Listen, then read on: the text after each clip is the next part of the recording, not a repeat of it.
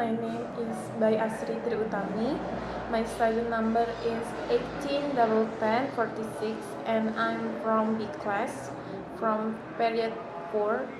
And now I'm going to explain about language and society in sociolinguistic. Language and society. English as an international language. The first one is defining present-day English use world Englishes. The terminology used to describe present-day English reflects two different approaches to English use offered by professionals in the field.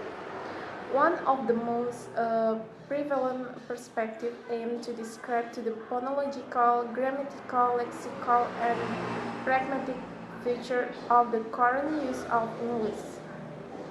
As a factor of geographical region, culture dismisses three major type of use of English. The first one is native user of English for whom English is the first language in almost all functions.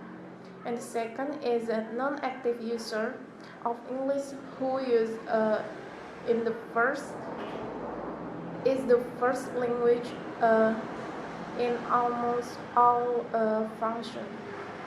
And the last one is non-native user of English who consider English as a foreign and use it in highly restricted domain. According to Kachru, world Englishes have developed largely in former British colonies, where English is used in many domains on a daily basis, has been influenced by a local language and cultures.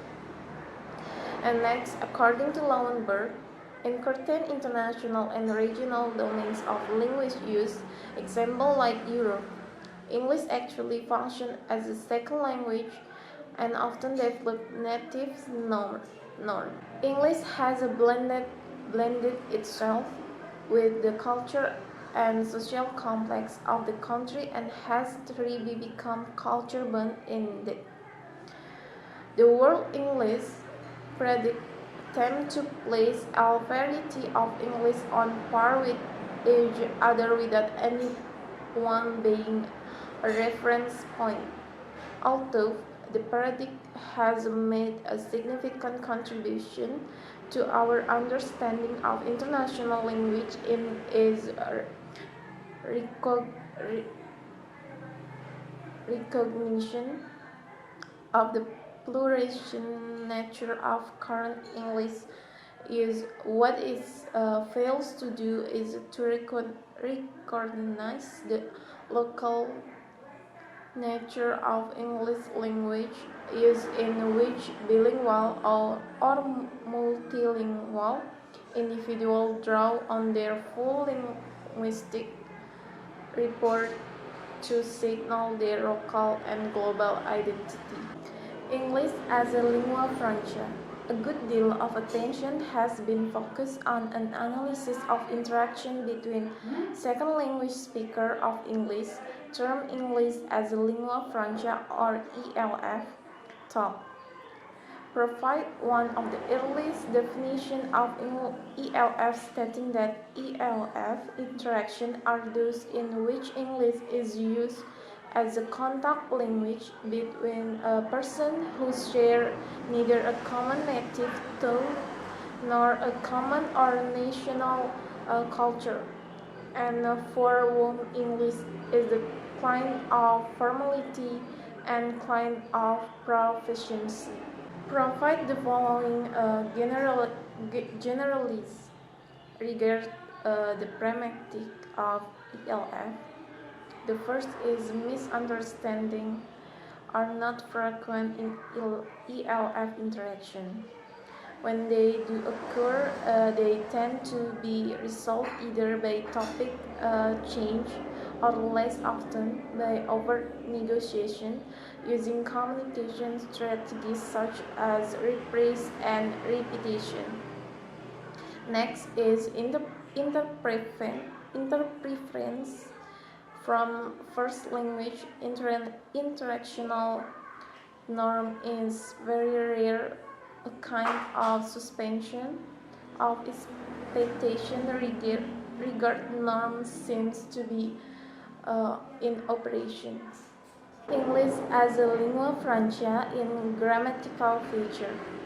Current work in ELF research is also investigating the grammatical and phonological feature of ELF interaction.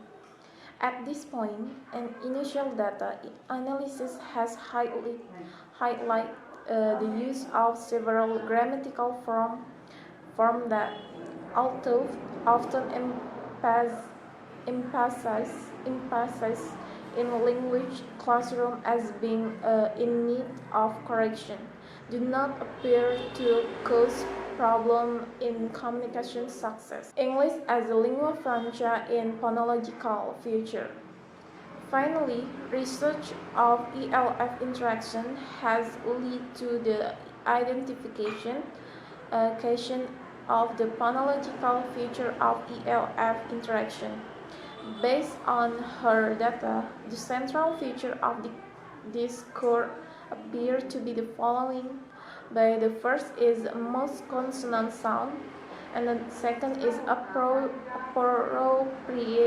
consonant cluster simplification, and the third is vowel length distinction, and the last is nuclear stress.